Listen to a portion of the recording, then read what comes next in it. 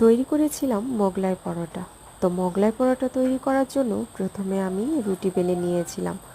রুটিটা বেলে নিয়ে এরপর আমি যে পেঁয়াজ দিয়ে ডিম দিয়ে আর চাট মশলা দিয়ে যে ভিতরের পুর রেডি করে নিয়েছিলাম, সেই পুরটাকে সুন্দর করে রুটির মধ্যে ছড়িয়ে দিলাম।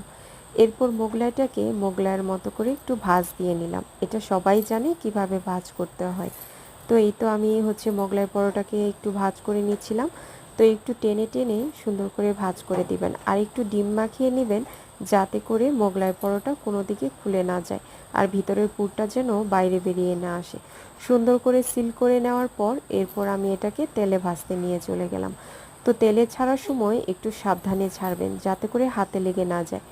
তো এই তো সাবধানে ছেড়ে দেওয়ার পর এটাকে আমি উল্টে পাল্টে একটু ভেজে নিয়েছিলাম। তো তেল দিয়ে এভাবে সুন্দর করে উল্টে পাল্টে একটু ভালো মতো ভেজে নেবেন, তাহলে মোগলাই পরোটা কিন্তু দেখতে খুব সুন্দর হবে, খেতেও অনেক মজার হবে। ভাজাটা যদি সুন্দর হয় তাহলে মোগলাই পরোটা অনেক বেশি সফট হবে এবং খেতে অনেক বেশি ভালো লাগবে। তো এই তো আমি উল্টে পাল্টা করে সুন্দর মতো ভেজে নিচ্ছিলাম। তো এই তো দেখতেই পাচ্ছেন আমার পরোটা কিন্তু খুব সুন্দর ফুলে উঠেছে। তো দেখতে যেমন সুন্দর হয়েছে, এটা খেতেও কিন্তু অনেক বেশি মজার হয়েছে।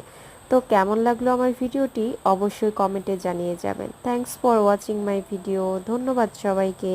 সাথে থাকবেন। যদি আমার ভিডিওটি ভালো লাগে অবশ্যই লাইক সাবস্ক্রাইব করে দিয়ে আমার পাশে থাকবেন। ধন্যবাদ।